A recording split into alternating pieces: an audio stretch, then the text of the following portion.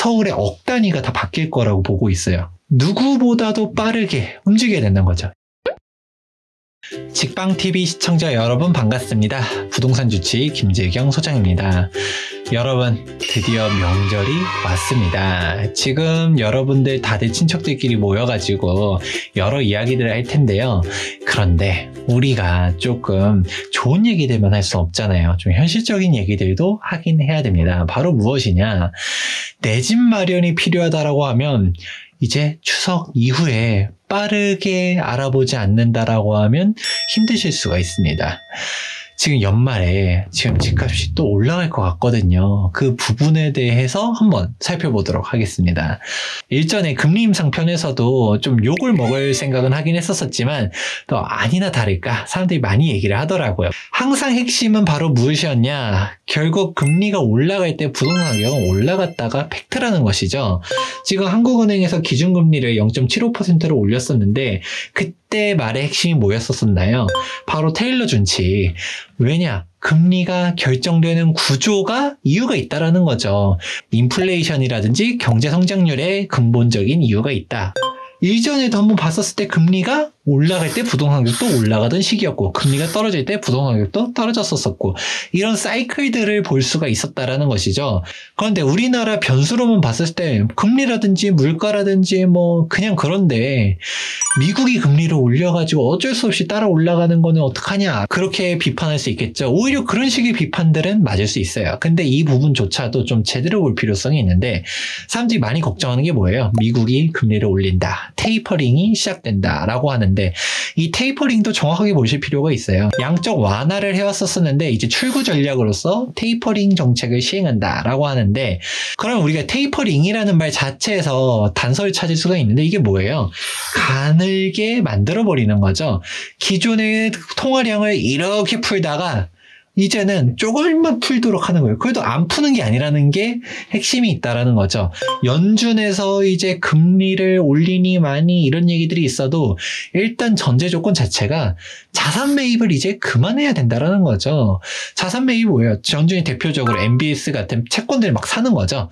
그러면 시중의 유동성이 풀리게 되는데 이 자산 매입을 축소한다라는 거지 안 한다가 아니잖아요. 그러면 실질적으로 유동성을 회수하려고 하면 오히려 자산을 매각하면서 유동성들 쫙 흡수해 나가야지 이제 우리가 양적 완화의 시대가 드디어 종말이 왔고 오히려 긴축 정책으로 돌아가는구나 라고 생각해 볼 수가 있는데 그게 아니라는 부분들도 여러분들은 생각해 보실 필요성이 있습니다. 근데 결국은 우리나라를 봐야 되는 거잖아요. 정부라든지 정치인들은 사실 이런 긴축 정책으로 가는 걸 원하지 않겠죠. 왜냐? 일단 경기가 살아야지 정권 재창출도 하고 그리고 국민들한테 할 말도 있고 그런데 어떤 야당이든 여당이든 후보가 나서서 지금 재정 원정성을 위해서 복지를 축소할 거고 세금을 올릴 거고 긴축으로 가야 됩니다 라는 공약 내세울 수 있을까요? 오히려 대선이 가까워지면 포퓰리즘적 정책을 내놓을 가능성이 높아지겠죠. 결국 그게 다 뭐예요? 돈 쓰는 정책이죠. 그럼 아무리 한국은행에서 별도의 독립기관이다 보니까 이 상태로는 안 되는 것 같은데 돈이 너무 많이 풀렸어 하면서 금리를 높여도 다른 한쪽 측 정부에서 돈을 계속 쏟아내는 거죠. 그러면 이게 영향이 있을까요? 없을까요? 영향이 없다라는 거죠. 그러면 우리가 실질적인 거시경제 지표라든지 봤었을 때 이게 부동산 가격이 잡히기는 어렵다. 그리고 계속적으로 얘기하죠. 부동산 가격이 떨어진다라고 말하는 전문가들조차도 3년 뒤를 얘기해요. 왜일까요? 일단은 단기간으로는 떨어질 요인들이 없거든요. 하다못해 그 공급이라든지 상기 신도시라든지 기존에 있었던 진행되는 인허가 물량들이 이제 입주로 다가오는 게 그나마 3년 뒤부터는 또 늘기 시작한다. 그러면서 얘기를 하는 건데 그거를 반대로 돌아서 보면 3년 내에는 떨어지기가 어렵다라고 해석될 수 있거든요. 당장 올해 말에 떨어진다라고 하면 기다리겠죠.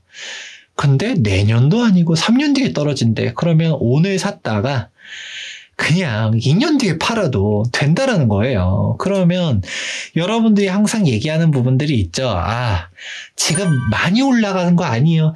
네, 맞아요. 많이 오르긴 했어요. 문제는 단기간 내에 떨어지기가 어렵다는 거죠. 어떤 지표를 봐도 떨어지기가 어려워요. 우리가 어깨가 어디인지 정확히 알기가 어렵다는 거죠. 어깨인 줄 알고 팔았더니 기린이었다. 목이 멈추지 않아. 계속 늘어나는 거야. 언제까지가 어깨인가. 정치인들도 집값 잡겠다. 근데 본인 집을 무주택 인증하는 사람들이 없어요. 지금 집값이 당장 떨어질 것 같으면 저라면 제 집부터 팔 것 같거든요. 근데 그렇지 않다라는 거죠. 그럼 지금 또 전문가분들이 얘기하잖아요. 3년 뒤가 위험하다. 그 3년 뒤가 위험하면 일단은 적어도 3년 동안 올라가겠네. 이렇게 해석해도 늦지 않는다는 거죠. 그러면 제가 좀 여러분들에게 보여드리고 싶은 자료가 있습니다. 바로 주택가격정만 CSI입니다. 제가 많이 보는 통계 자료 중 하나거든요. 왜냐면 이게 실제 시장의 분위기를 가장 직접적으로 잘 알려줘요. 대통령이 취임해서 쫙 올라갔다가 불삼 대책 터지고서 쫙 떨어졌다가 그러고서 올라갔다가 우리가 11 부동산 대책 그런 게 있었는지도 기억 안 나죠? 네, 그때 대책 나오면서 쫙 폭발하다가 12, 16 대책 나오고 좀 주춤하고 코로나 터지고 대책들별로 우리가 굵직굵직한 내용들이 있다 하더라도 사실 이게 100보다 넘어가면 매수 의향이 더 높은 거거든요. 지금 어떤가요? 어마어마하게 높아요. 대책들이 나왔다 하더라도 집을 사고 싶어 하는 사람들이 훨씬 많다라는 거를 알 수 있고요. 실제로 지금 부동산에 가보면 전세가 생각보다 거래가 잘 안 돼요. 왜냐? 전세를 구해야 될 사람들이 집을 사야겠다라고 생각하는 사람들이 많거든요. 그러니까 이 부분은 어떤 부분들이랑 같이 연관해서 보면 좋은가? 매물이 없어요. 여기서 뭐 2000세대 대단지를 하더라도 매물 자체가 많지도 않아요. 근데 여기서 실거주 가능한 매물로 더 좁혀보면 진짜 없어요. 그럼 실거주 가능한 매물들이 신고가를 계속적으로 갱신하고 있는 게 지금 현황입니다. 그러니까 지금 무주택자분들은 선택의 갈림길이 또 있는 거죠. 왜냐? 추석 이후에 이사철이 오니까 지금이라도 집을 사자 하면서 움직이는 수요들이 정말 많거든요. 그러면 누구보다도 빠르게 움직여야 된다는 거죠. 여러분들은 이미 그동안 많이 실수를 해왔었어요. 근데 더 실수하면 안 된다는 거죠. 지금 특히 서울이 타이밍이라고 보고 있거든요. 제가 일전에도 영상 찍은 적 있었어요. 2021년도 상반기 다 올라가죠. 전국이 불장이에요. 근데 수도권만 놓고 봤었을 때 경기권들이 미친 듯이 올라가다 보니까 오히려 서울이 많이 안 올라갔네. 상대적으로 서울이 저평가인 지역으로 보이는 게 나타난다는 거죠.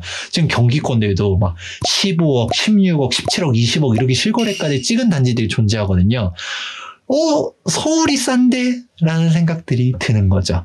그러면 저는 진짜 2021년도 하반기 추석 이후로 서울의 억 단위가 다 바뀔 거라고 보고 있어요. 그런데 여러분들이 계속 후회하지 말아라. 그러고 여기서 투자하려고 했었을 때 그냥 어중간하게 다주택자 되라는 말이 아니라는 거 계속적으로 강조해요. 그러니까 항상 강조하는 거 똘똘한 한 채. 결국 통계를 보는 거죠. 누적해서 봤었을 때 가장 많이 올라간 데가 어디냐? 중심지. 지금 경기도랑 서울의 격차가 좁혀졌을 때 서울로 갈아탈까? 이런 생각들을 하셔야 된다는 것이죠. 결국 정도가 곧 왕도다 이런 얘기들 합니다. 사도는 없어요. 우리가 돌아서 갈 수 있는 지름길들 없기 때문에 결국 부동산의 가장 중요한 본질은 입지다. 이렇게 마무리 보도록 하겠습니다. 어떻게 따지면 되게 무거운 이야기이긴 해요. 가족들끼리 다 모여서 부동산 얘기 좀 안 했으면 좋겠다라고 할 수는 있겠지만 친척들끼리 다 모였을 때 기회의 장일 수도 있거든요. 한번 진지하게 내 앞날을 위한 길이 무엇인지 생각해 보시는데 오늘 영상이 도움되었길 바랍니다. 오늘 영상도 도움되셨길 바라면서 다음 영상도 기대가 된다면 좋아요와 구독하기 눌러주시는 것도 잊지 말아주시기 바랍니다. 지금까지 부동산 주치 김재경 소장이었습니다. 감사합니다.